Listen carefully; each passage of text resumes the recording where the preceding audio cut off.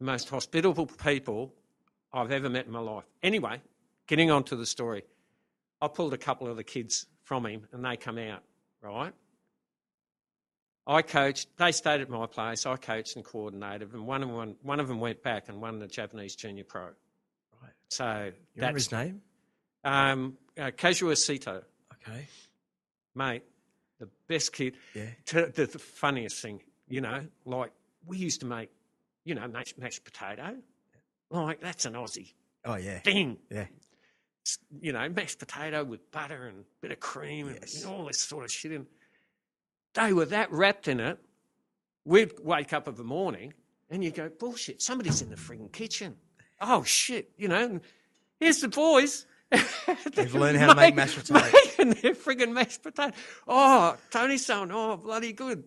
Gives me heaps of energy. I went, oh, shit, Yes. this is insane, like, and this is where, when you got kids that surf, it sort of puts it all together. My eldest daughter, she's right into music and all this sort of stuff. And her and her husband are really, really up there with Gold Coast music. My other daughter, who went a little bit further in the surfing, she was unbelievable. If you watch Sally Fitzgibbons, that's Cass. Yeah. But Cass is 35 now. And she still surfs a bit not as good as Sally. Like, that's why I love Sally Fitzgibbons.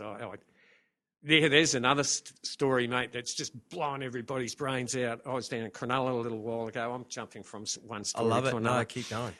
And I went down for the big board riders battle to start my daughter's place and have a beautiful time with my grandkids and that. And to watch the women now, mate, it is so exciting to try and get women out at Burleigh Point when they were young. Mate, it was a pain in the butt for people to give girls a go. Right, really? It was, excuse the expression, it was shit house. You mean the guys in the water? Oh, the guys were so arrogant, ignorant turds. And you'd paddle out, and I had a sort of a pecking order at Burleigh in those days, and not a lot of people still liked me because I wasn't into that scene. And I'd paddle deeper, and Cass would be on the inside of me. And she'd go, hey, Pa, give us this one. And I'd pretend to paddle into the face, and she'd take off. And that's the way she used to get, until a handful of really not good guys come and grew up through Burleigh, Ash Humphreys and a fair few of the other guys, and they protected my girls. And, mate, that was a part of my life that can never, ever, nobody could ever put money on it. You paddling out with your daughter or son and having that insane feeling of going, bullshit, this, go, Cass, hook in, And you're in that tribe in the water. You're sharing that same thing. That mate. I always think when I'm out in the ocean there, you look back at the world, and the world has all the problems. Yeah, see ya. And and you're out here. There's nothing can go wrong. There's never been a war. There's nothing right where you are, just beyond the break. If we could put every person that has mental problems in the water, wouldn't it be the most magnificent world? Yeah. These are the things that, when these politicians are sitting up there with their finger in their bum and their $250,000 a year plus all the rest of the crap, stop and have a think of the people. They've lost the whole concept of what we are. We are Australians, and they have lost it. They're sitting there with all their mining people making millions of dollars and not paying a cent tax. I'm not getting on that subject. Nope. Moving right along to surfing. Cass and I went out at Palm Beach. But you're right, though. I mean, I don't get into political stuff too because I know what feeling happy feels like. Oh, if you're addicted to going to the beach and wash with every duck dive, the problems get washed away. Yeah. Then you turn on the TV, it's just negative. You're like, mate, it stopped me. I just don't turn it on anymore. The greatest thing I ever did. That's why I still watch Fraser. Do you? Think about it. That is hysterical. It's 10 or 15 or 20 years old and you sit there and go, these guys are bloody idiots. but you laugh. Yeah. Tell me another show that you laugh at. Seinfeld. Easy. Oh, Seinfeld's Yeah. cool. No, but my wife won't let me watch that. Why not? She can't see the humour in it. Oh, jeez. How long have you been with her? 46 years this year. Well, sorry, love. Seinfeld's I'd cool. I'd have to think about that. Seinfeld is cool. That idiot with the hair. What's his name? Yeah, Just Kramer. Kramer comes in. Yeah. Oh, Mate, God. I do want you to come back. We've reached time. Put it there, All right. Tony Dempsey. Cool, mate. You'll probably feel like you haven't said everything you want to say. That's why I want you to come back. I think Because I want to hear more. I think we've gone through about a tenth. Yeah, of course. Tenth of the first page. Surfboard designs. Travel. Oh, well. Okay, tell me if you could, sir. No. What's your ultimate surfboard in shape, design? Let's not talk about what you would ride right now, but what's a good, what takes your eye? The average surfboard is I still love Almeric's, even though they're mass produced and all this sort of stuff. I still consider him and Simon Anderson to be, and there's another guy there that's been around forever, and that's Wayne Lynch. He's got the smooth, beautiful, creative surfboards. Simon's got performance surfboards. Almeric's got performance surfboards. The thing that I like is Mr. Average, a really, really nice volume surfboard that they can paddle into faces of waves, nice and light, so they're very, very active and very sensitive on the wave face. You don't get them anymore, but glassed-in fins that are actually fiberglass fins, so they've got beautiful rebound flex on them. When you push a fin in and it's got rebound flex and it flexes back out with you, that is beautiful. There's too much composite crap that's in fins that doesn't give you enough drive down the face, and they're very stiff, and you can see guys bogging rails where they had these beautiful flex fins. Never happened. When you look at surfing from the 90s to today, you see surfboards that really, really fit into the face of the waves. Some of the boards today don't fit. Bogging nose rails do. Anyway, we will make it another time. No, keep going. Keep going. Well, you know what I saw on the internet last night? And it'd be hilarious for you. You would have seen all kinds of wacky fin creations. And last night I saw the quantum fin. Oh, God, that's been... You ever heard of that? That's been around since Moses. Really? I can't remember the guy, but he developed one. Oh, you know the quad fin? Yep. Mr. X developed that in the 90s. Right. Like, it's only becoming a part of surfing today, which is... Slater, really? Yeah. No. Brought it back pretty well? No. Glenn Winton actually designed it. And if you can Google Glenn Winton, you'll see one of Australia's unsung heroes. Big waves, little waves, mountains. And yet he's nobody knows of him today. He was on the pro circuit. He was brilliant. He designed, he shaped. Glenn Winton. They've lost him. It's not really a surfing name, though. Oh, that's his problem. They're right there. Yeah. He's one of the nicest guys in surfing. Yeah. He comes from used to come from the Central Coast, come up here, and mate, the quads with Jack Knight. Jack Knight was shaping quite a few of his boards. He lives down Christina Avenue. He's one of the last remaining real shapers around the place, and a gentleman. But yeah, when you're looking at, I'll bring in something that'll blow your brains out. Okay.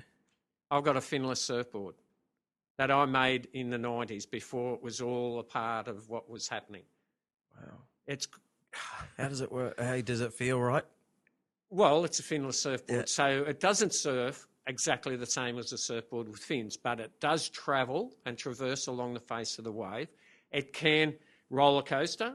You can do 360s on it, but when you see it, you'll just go, this is a frigging spaceship. Where'd you get this? What are you doing? Wow. And I'd love to show you a couple of my older boards. Like I said to you on the phone the other day, I've got a 5'9", 21-inch wide fish that I made at Honnessy's in 1969. And I got it given back to me the other day. Magic. It is, when you see it, it's got down low rails on it, which are in surfboards today. They weren't around in that day. So the advancement that was in my grey matter, mate, there must have been something there because, Jesus. Something that made sense at the time. And Yeah.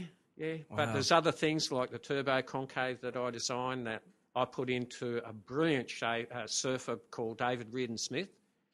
Through the 90s, he beats Kelly Slater at the aerial shows. Mm-hmm. And what it is, it's a small channel at the back of the board, 1/4 of an inch in from the actual rail.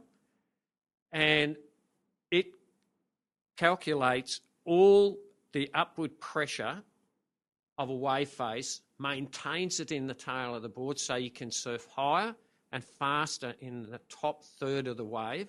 So therefore you can get better propulsion when you actually leave the wave face. So you can do... He was doing Rodeo 360s before Julian Wilson. Julian Wilson actually learnt them off David. Wow. So there's so much history there, right from helping people like Wayne McEwen go through winning... This is the guy I was telling you about before. He shapes from Mount Woodgee. Helped him go through. He won the Gold Coast titles, Queensland, Australian junior titles, second to Tom Curran in the world, right through to all the other brilliant surfers. Mate, the thing was, I never gave a free surfboard away. That's scary shit. To get a surfer surfing for you today, you have to give him at least 12 to 15, maybe 20 free surfboards a year. I thought, in my mind, I know it's ridiculous. If they can't surf better than me or as good as me or win as much as me, I know this is... But that was my thinking of that day. They don't deserve a free surfboard. Right. But when I worked for Brothers Nielsen, we had... Do you still hold the record for the most Queensland titles won? I think Richo might be snapping it because I won 16 Queensland titles, 16 Gold Coast titles. In those days... It was the massive thing. Yeah, we had 3 divisions. We had south of the border, which is Byron Bay.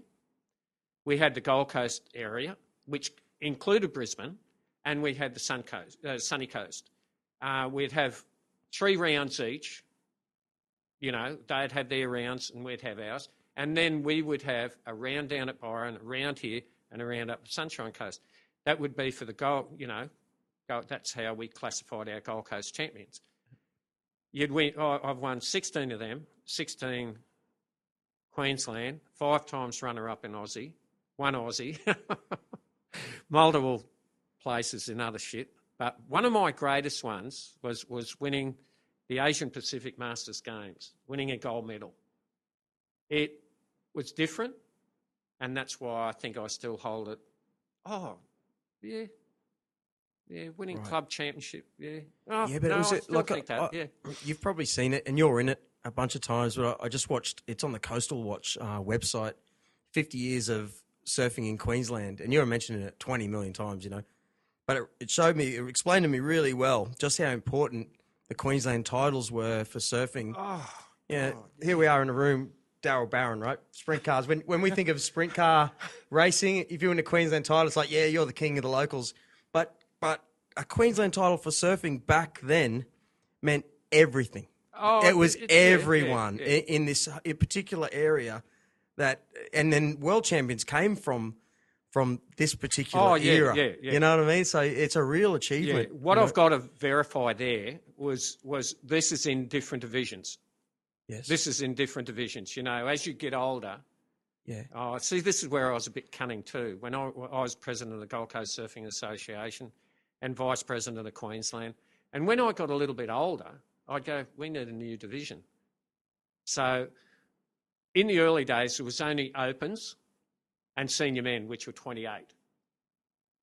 I was, you know, come on, you know, we'll move along from that. So we made one that was 35 when I got to that age group. It makes sense. 45 when I got to that age. I see what you're saying. Okay. And then 50, which were the